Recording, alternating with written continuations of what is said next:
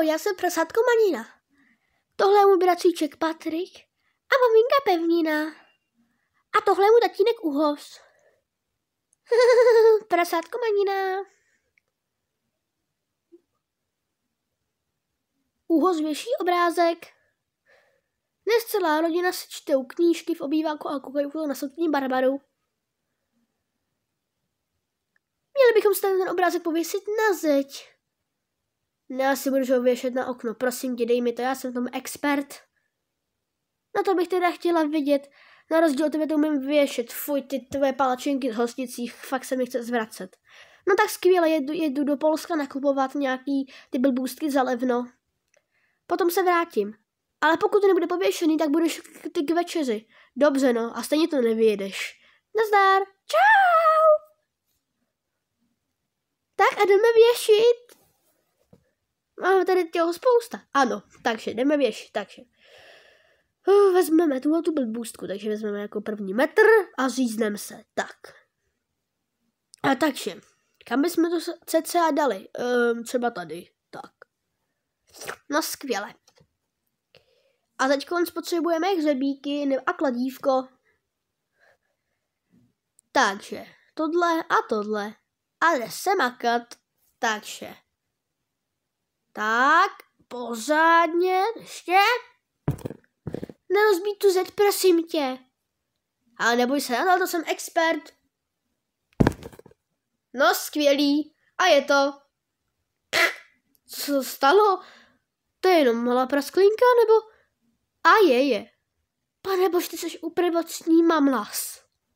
Prosím tě, obrázek to zakryje. Krása.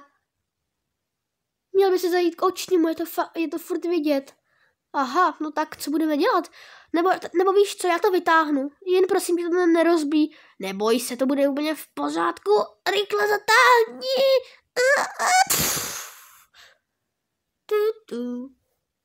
No to snad není možný, jsi prvocitní blbec.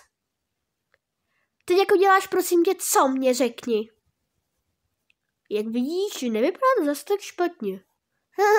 Pojďme se podívat z okýnka.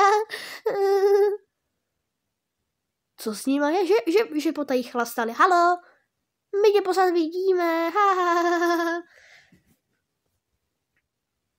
No, tak to teda.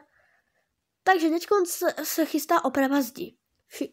Jako první Patrik podá Manině cihlu a Uhos zase to dává na to místo, kde je ta díra. To je blbec. To nic nedokáže nikdy. Tak. A je to. Teď to potřebujeme nabarvit. Nyní přichází, kde dává Uhos na zeď omítku, ale to, jak bude vypadat zvenku, dům ho zřejmě nezajímá. Tak a teď už jenom barvu. To je matroš. Tak, no a super. Odstín zakryl sláva. Ale podívejte se na ten nepořádek. Hej, proč se všichni opatli tou barvou?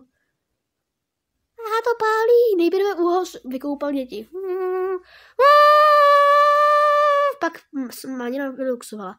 A potom Uhos uklidil nářadí. Maminka.